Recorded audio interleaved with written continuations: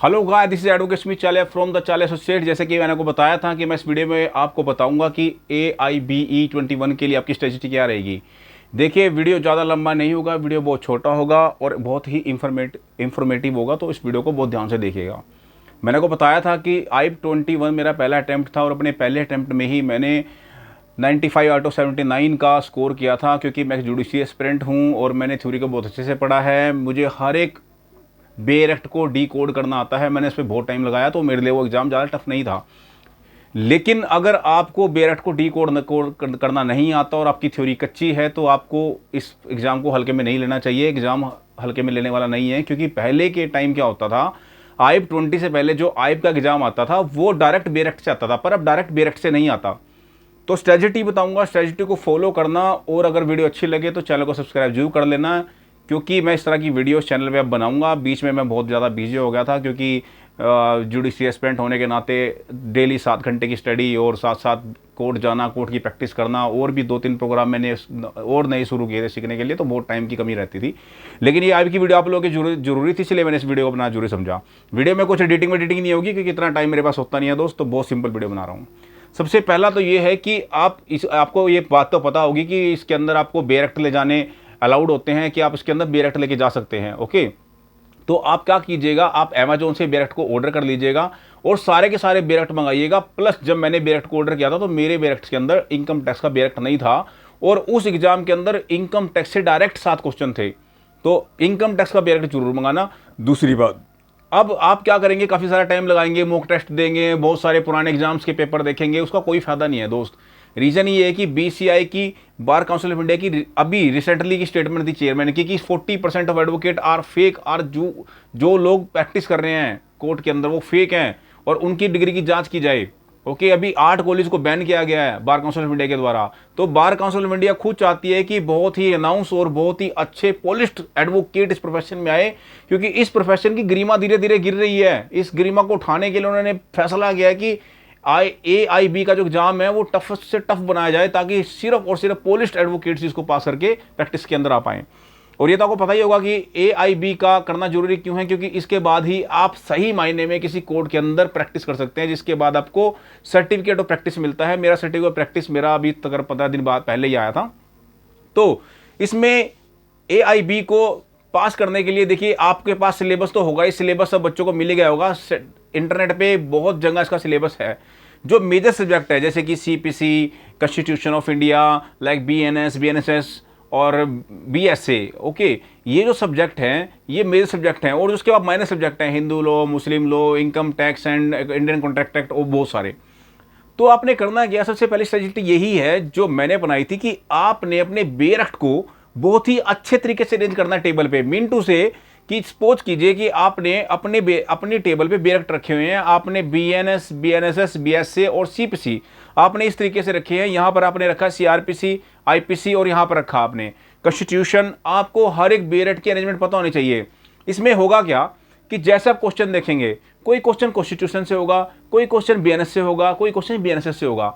अगर आपने अपने बेरेक्ट को अच्छे से अरेंज नहीं किया होगा, तो आप बेरेक्ट को सफल करने में बहुत सारा वक्त खराब कर देंगे। मैंने देखा वहां पर कितना समय जो लोगों ने बेरेक्ट को सफल करने में खराब कर दिया, क्योंकि आपको एक्चुअली इसका सही तरीका क्या है कि सपोज कीजिए आपने अपने सामने यहाँ पर BNS रखा हुआ है या BNSS रखा हुआ है, तो आपको पता होना चाहिए कि मेरा BNS कहाँ पर रखा हुआ है।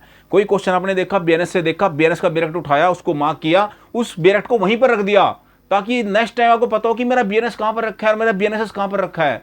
आपको ये कन्फ्यूजन नहीं हो कि मेरे बेरेक्ट कहाँ पर रखे हैं। सबसे पहली स्ट्रेटजी यही है कि अपने बेरेक्ट को टेबल पे बहुत अच्छे से अरेंजमेंट करना।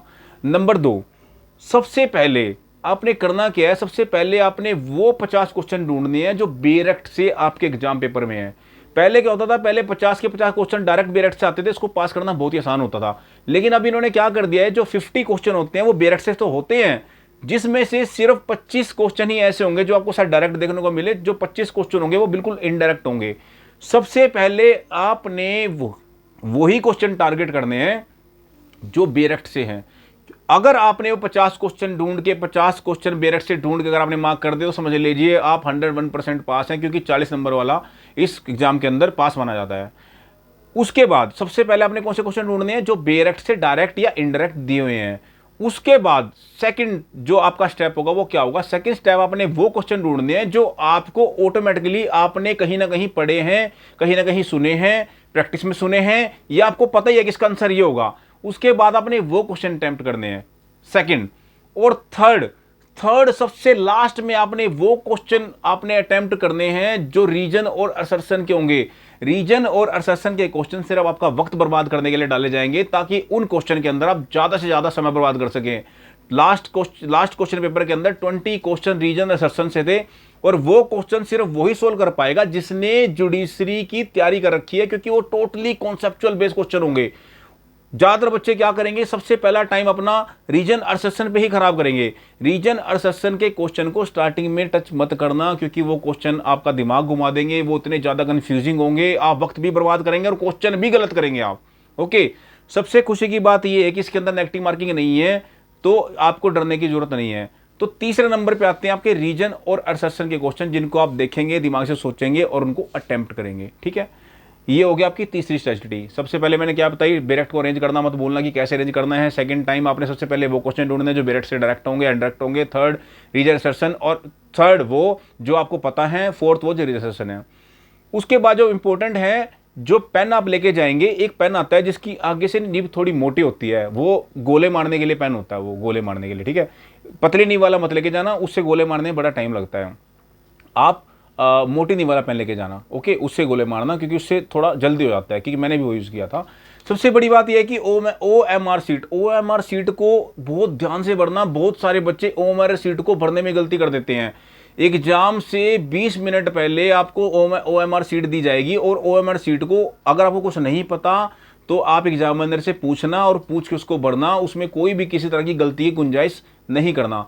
और जैसे ही आप OMR सीट भरना शुरू करेंगे, उस OMR सीट के पीछे एक सीट और होगी जो कि कार्बन कॉपी होगी। आप जो निशान लगाते रहेंगे उस पर भी वो कार्बन कॉपी छपती रहेगी।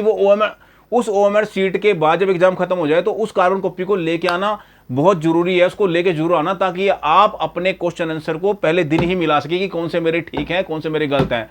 जिस दिन एग्जाम देके आया था उसी दिन सेम डे ही 2 घंटे बाद ही मुझे पता लग गया था कि मेरे 79 क्वेश्चन उसके अंदर से ठीक है।